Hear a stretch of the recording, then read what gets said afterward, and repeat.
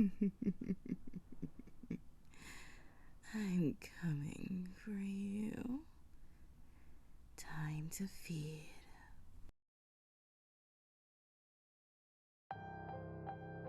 Warning: this reading contains subject matter that may be disturbing or distressing to many.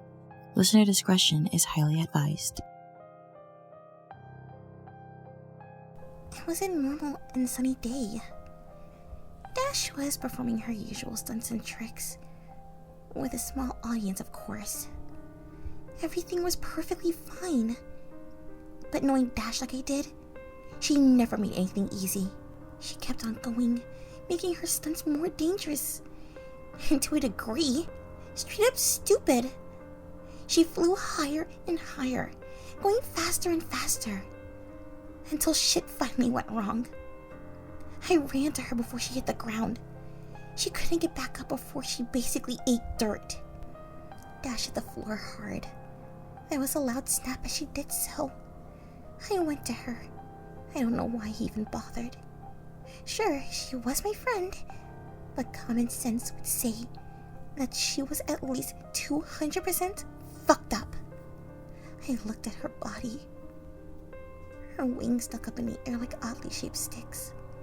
Her jaw was flung back and now lay under the remains of what could once be called a head. Teeth scattered around the area like confetti. Her eyes were wide in shock. The milky glaze that covered them made it look like fragile glass that would shatter at a single touch. There was no denying it. Rainbow Dash was well and truly dead.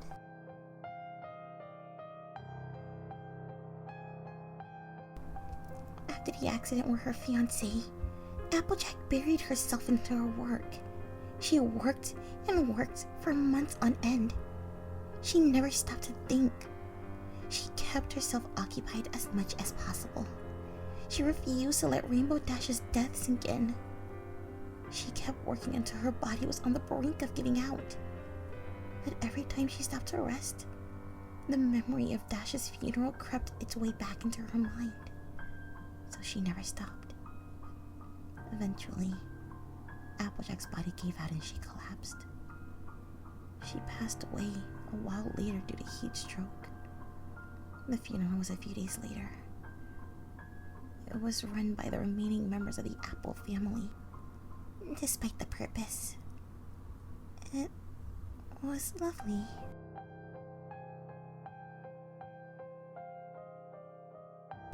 Gemstones. Oh, how much she loved gemstones. She would mine and dig around for them even in the worst of weather. All for dresses and jewelry. And sometimes little treats for Spike. So when I heard she was killed in a cave-in, I was shocked. Not because she had died though. I was shocked with myself and how I wasn't even surprised at how it happened. I started to hit a point where I was no longer surprised when I heard someone had passed away. I grew afraid. Not of death, not of losing everything. I was afraid that I wouldn't care anymore. I had every right to be scared. I knew that life was precious to those who didn't share my lifespan of immortality. I wish I could apologize, but I have nothing to say. Apologies to the dead are pointless when you know they will fall on deaf ears. There is no one to answer anymore.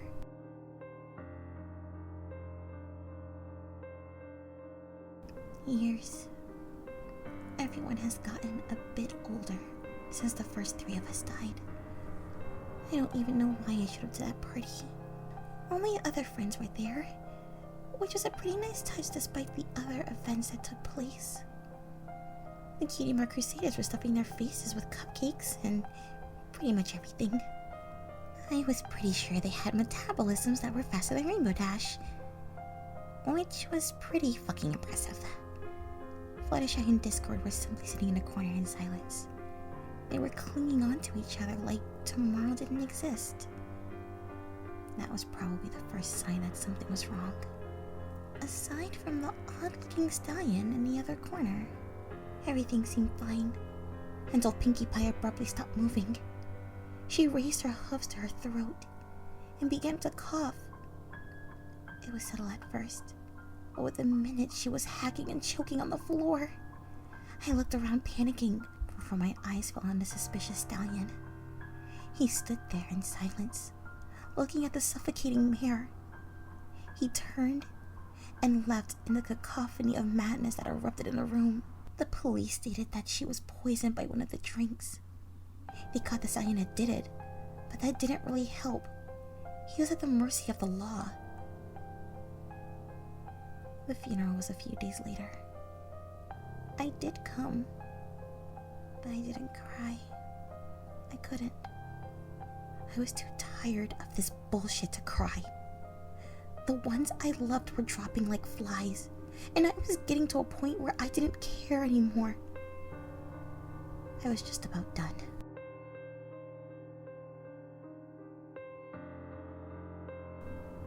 Fluttershy passed away from age. At the very least, it was peaceful. I didn't go to the funeral. I couldn't bear to see his face. I don't think I'd be able to handle it. I visited his dimension afterwards. I knocked on the door, but he never came. I opened it and saw him laying on a carpet. I went to him and we talked. Well, I did. Discord just looked at me and nodded his head. I'm not sure he was even paying attention, but I don't blame him. He was going through a lot at the time. We talked for what seemed like hours. I never wanted to leave his side, but I had royal duties to carry out, despite current events. I ended up leaving a little while later, even though I didn't want to. Sometimes, I wonder what might have happened.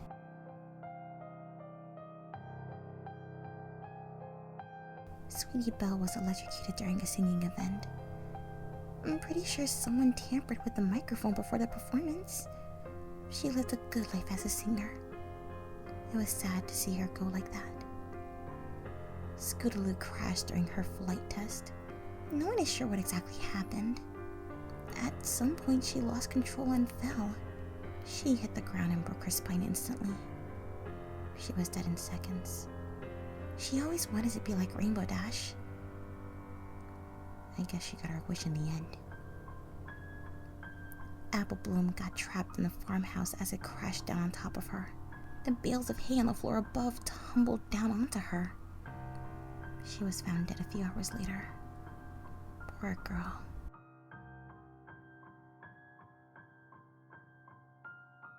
The disease has spread. It was highly dangerous and half the town has died, while the other half has been quarantined. I visited Discord. He's taking all this insanity really badly. I'm worried about him. If he does anything that involves him leaving his dimension, I will tie him to the wall if I have to. I won't let anything touch him.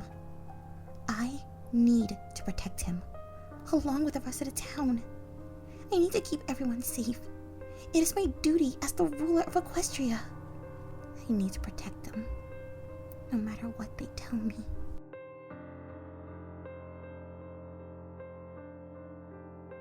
I'm fucking done. I'm just done! I can't fucking deal with this. All my friends died. The towns nearly died. And now, the goddamn princesses are dead too. I don't even know how it happened. I am just done. Tell the princesses that they're a bunch of assholes for leaving me here. I just can't believe them. Now he's the only one left. I need to keep him safe.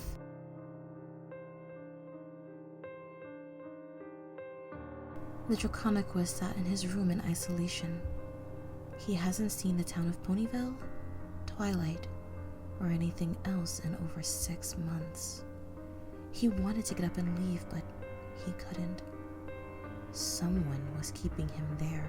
It was probably Twilight, he thought to himself.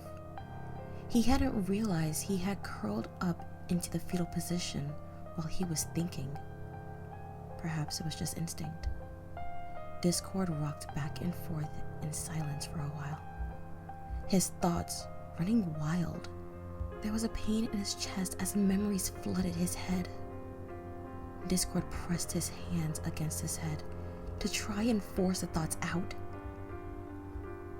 He remembered all his friends dropping off and dying one by one until he was completely alone. He beat his hands against his head repeatedly. He accidentally snapped his fingers in his stress. There was a sound of metal clattering on the floor. He turned his head and looked at it. A razor-sharp knife sat next to him patiently, waiting for him to pick it up. He did. His body moved before his mind could react. He picked up the knife and held it to his talon. Discord brought it up to his neck on impulse. He wasn't sure what told him to do that, but he didn't want to ignore it. His gut instinct was usually correct. The jagged blade grazed against the flesh on his neck. He wasn't afraid. He knew everything would be all right. The blade cut effortlessly through his flesh, with a sound that reminded him of tearing paper. Tendons and arteries didn't stand a chance against the blade. Blood gushed from the new wound in large bursts, staining the carpet below a vibrant ruby color. It was beautiful. Discord dragged the knife further across his neck, his windpipe ripping open and flooding with the fresh blood. Discord dropped the blade weapon. It landed on the floor with the same clattering noise it made when it first appeared. The Draconicus wobbled slightly before collapsing with a dull thud. The crimson liquid flooded his lungs as he lay there. Discord coughed in response, more blood beginning to stream from his mouth. He took and rattled in short breaths, which didn't really do anything. The red color spread around the room in silence. He stared at it as everything began to haze over into darkness. He gave up on breathing and simply lay there. Discord closed his eyes as his senses finally gave out on him. The dull release of death was welcomed. His heart fluttered to a stop as everything went completely black.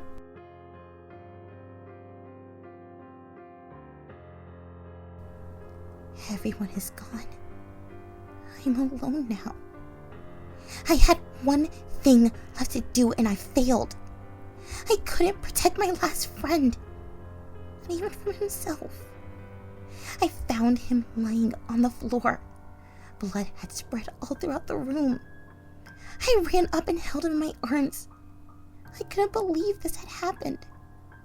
Nor did I know why. All I knew was that my last friend was limp in my arms, and I couldn't fucking do anything about it. I looked around the bloody room. My eyes fell on a strange-looking knife. It was jagged and covered in blood and torn pieces of flesh. I picked it up and pieced everything together. I'm not even surprised at this point.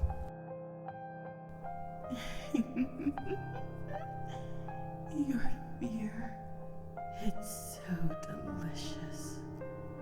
I can't wait to have more of it.